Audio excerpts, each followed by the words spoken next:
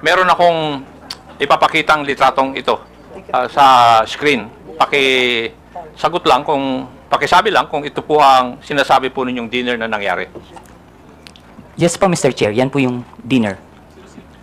Punta na tayo doon sa laman ng iyong affidavit. Sinabi mo sa iyong affidavit, Pebbles, na pinag-uusapan sa dinner na yon na may larawan o picture si Attorney Harry Roque na di umano nagpapakita na gumagamit ng cocaine si PBBM. Sigurado ka ba dyan? Sinabi mo sa affidavit mo na ito? Late po kasi akong dumating, Mr. Chair. So mga 1 hour na sila nandun sa restaurant, nag-uusap, bago po kami dumating ni Attorney Vic and ni Pam. So mini-message na po nila ako na nasa na daw po ako, maraming nang chikahan. So pagdating ko po, yun po yung topic about the Pulveron video. Okay. Sinabi mo rin sa iyong affidavit, Pebbles, na walang pinakitang picture si Attorney Harry Roque doon sa pinag-uusapan po ninyo. Pero base po sa iyong obserbasyon, mukha bang yung ibang mga kasamaan mo ay alam na ito o first time din nila narinig ang tungkol sa larawan na yan? In fairness naman po dun sa mga kasama ko, hindi po nila alam. Wala po kaming alam lahat. Okay, thank you. Dito rin sa affidavit po ninyo, pinag-usapan din ninyo sa oras po na yon sa dinner kung paano i-release yung sinasabing picture na hawak ni Attorney Roque. Tama po ba? Yes po, Mr. Chair. At napagkaisahan na mas maigi na yung photo na yon ay pa-release sa isang foreign influencer para mas kapani-paniwala. Mr. Chair, hindi naman po na pagkaisahan, pero nagbibigay po sila ng mga opinion na dapat siguro sa international blogger dapat na maglabas, or yung Australian reporter na nag-interview kay PBBM, pero hindi po siya napagkaisahan. Kumbaga nagbibigay lang po sila ng mga opinion. Okay, thank you. Pebbles, kung totoo man ang picture, bakit kailangan pa maghanap ng foreign influencer to release the picture? Bakit kailangan bigyan ng some semblance of credibility ang pag-release dito? Siguro po, Mr. Chair, para mapanood agad international. Bakit kailangan ng semblance of credibility? Dahil hindi tunay yung litrato o yung photo? Bakit kailangan ng grupo po ninyo na magkaroon ng semblance of credibility yung litrato o yung photo na yun? Kasi that time po, Mr. Chair, nakikinig lang po ako. Hindi po ako nagbibigay ng opinion na ilabas ng international blogger.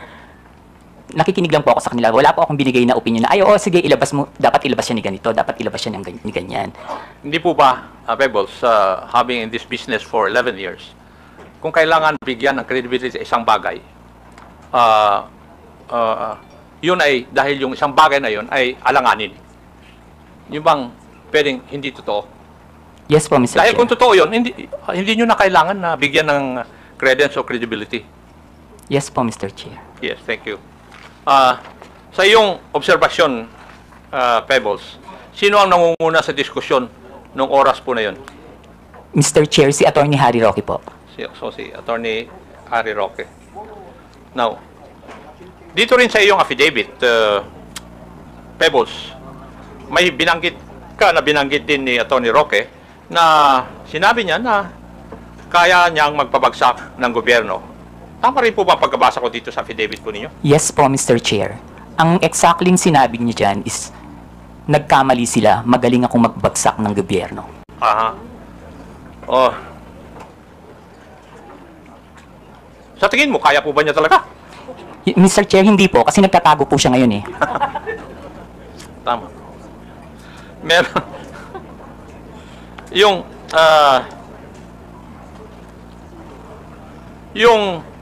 Sa iyong interpretasyon, Pebbles, nung gabi na yon, kung ano man ang pinag-usapan nyo doon, specifically yung supposed photo na gumamit ng cocaine si PBBM, ay parte ng plano na pabagsakin ng gobyerno ayon kay Harry Roque? Sa palagay ko po, Mr. Chair, parte po yun ang plano ng gusto nilang pabagsakin ng presidente. Okay. Meron po bang ibang pinag-usapan pa nung gabi ngayon? Wala na po, Mr. Chair. Wala na. Okay. Now, Comsec, paki-plus po ang video clip na nagpapakita ng pag-release ng Pulveron video sa rally sa Vancouver.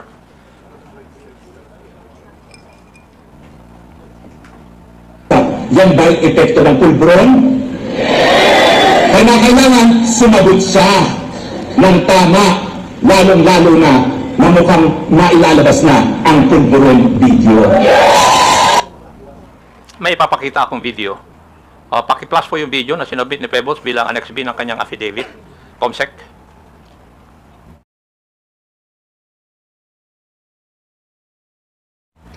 Ang ibig nyo bang sabihin, na-edit yung video?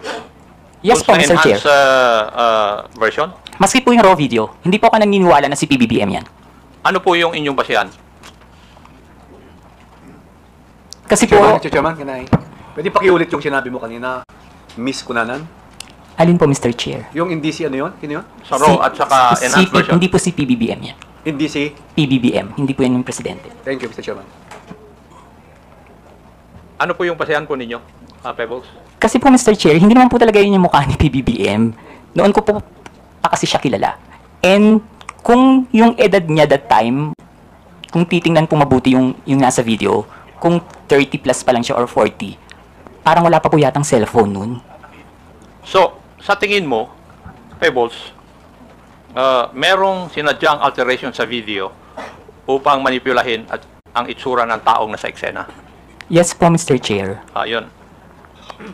Ibig sabihin, lumalabas na planado ang pagpapakalat ng video para makapanira kay PBBM. Tama po. Yes po, Mr. Chair. At ayon sa iyo, si Harry Roque ang may pakanan dito. Yes po, Mr. Chair. Pero hindi lamang si Atty. Roque ang high official na nasa meeting na yun. Tama po ba? Yung sa Hong Kong po, Mr. Chair. Yes. Politician po ba? Picture siguro. Yes po, Mr. Chair. Yes. Okay. Huling katanungan, Pebbles. At sana masagot mo ito. Bakit ka nagsasalita ngayon at bakit ka pumirma ng isang affidavit? Para itama po ang mali. Para itama. Okay. Thank you, Mr. Chair. I would just like to manifest that yung Polvoron video, according to the Philippine National Police Cybercrime Office and National Bureau of Investigation, which have conducted the video spectral analysis, and these officers concluded that the tragic nuts and anti-tragus or parts of the ear of the man in the video did not match those of the PBBM. And there were also independent fact-checking organizations which conducted verification, conducting deepfake analysis insofar as the video is concerned, and all confirmed na hindi po si PBBM ang nasa video. Thank you at maraming salamat, Mr. Chair. Thank you, Pebbles. Thank you po, Mr. Chair.